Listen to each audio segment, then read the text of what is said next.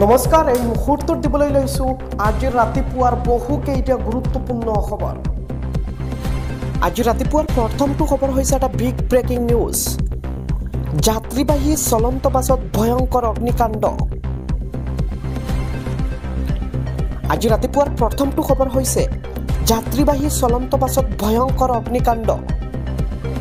চলন্ত অৱস্থাতে জ্বলি উঠিল যাত্ৰীবাহী বাছ। ঘটনাৰ পিছতে যাত্ৰীৰ মাজত লাগিল হুৱা দুৱা। আহত হৈছে কেইবাজনো যাত্ৰী। ৰংগিয়াৰ পৰা বাইহাটা চাৰিআলি অভিমুখে আছিল বাছখন। জানিব পৰা মতে যান্ত্ৰিক বিজুতিৰ বাবে সংঘটিত হৈছে এই অগ্নিকাণ্ড। যাত্ৰী আৰু স্থানীয় ৰাইজৰ তৎপৰতাত নিৰ্বাপন কৰে জুই। ৰাতিপুৱাৰ পৰৱৰ্তী খবৰটো হৈছে সলনি হ'ব নোয়াগাঁও ঢাকাপট্টিৰ নাম। নোয়াগাঁও জিলা আয়ুক্তক নিৰ্দেশ মুখ্যমন্ত্ৰীৰ। নোয়াগাঁও ঢাকাপট্টিৰ পৰিৱৰ্তে দিয়া হ'ব এটা অসমীয়া নাম। শেহতীয়াকৈ নোয়াগাঁও ঢাকাপট্টিত সংঘটিত হৈছিল অপ্ৰীতিকৰ ঘটনা আৰু মুখ্যমন্ত্ৰী ডক্টৰ হিমন্ত বিশ্ব শৰ্মাই বিষয়টোক লৈ প্ৰকাশ কৰিছে প্ৰতিক্ৰিয়া।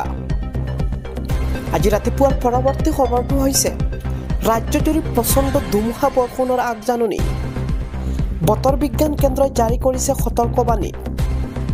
ৰাজ্যৰ 19খন জিলাত প্ৰবল ধুমুহা বৃষ্টিপাতৰ এলাৰ্ট। ধুবুৰী, কোকৰাঝাৰ, চিৰাং, বঙাইগাঁও, বাক্সা, বজালী, বৰপেটা, গোৱালপাৰা, তামুলপুৰ, উদালি, কামৰূপ মেট্ৰ', ডিমা হাছাও, কাছাৰ, শ্ৰীভূমি, হাইলাকান্দি জিলাত য়েল্লো এলাৰ্ট জাৰি কৰিছে।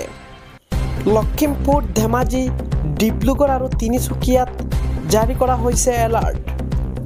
বিজুলী, ঢেৰেকনি, বতাহৰ গতিবেগ প্ৰতি ঘণ্টাত 40ৰ পৰা 50 কিলোমিটাৰ হোৱাৰ সম্ভাৱনা।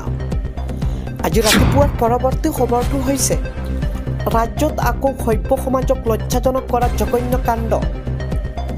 বয়সে গৰকাৰ পাছতো চৰিত্ৰ সলনি নহ'ল লম্পট শিক্ষকৰ। 5 বছৰীয়া কণমানিৰ সৈতে জঘন্য কাণ্ড অৱসৰপ্ৰাপ্ত শিক্ষকৰ। 5 বছৰীয়া কণমানি শিশুটি দোকানলৈ যোৱাৰ সময়তে ফুচলাই মাতি নিলে জঘন্য কাণ্ড। ইতিমধ্যে ৰাইজে কৰায়ত্ব কৰি আৰক্ষীক গঠাই দি লম্পট শিক্ষক মহিৰুদ্দিনক। বৰপেটা ৰোডত 60 ঊৰ্ধৰ লম্পট শিক্ষকৰ এই জঘন্য কাণ্ড আৰু বৰ্তমান সময়ত ৰাজ্যত আকৌ সভ্য সমাজক লজ্জাজনক কৰিছে এই জঘন্য কাণ্ডই। আগবাঢ়িছোঁ ৰাতিপুৱাৰ পৰৱৰ্তী খবৰটোলৈ। এই মুহূৰ্তত জনাই আছোঁ ব্ৰহ্মপুত্ৰ নৈত পুনৰ অঘটন। টুলুংগা নাও লৈ মাছ ধৰিবলৈ যাওঁতে ভয়ংকৰ অঘটন। ব্ৰহ্মপুত্ৰ নৈত সোমাল টুলুংগা নাও।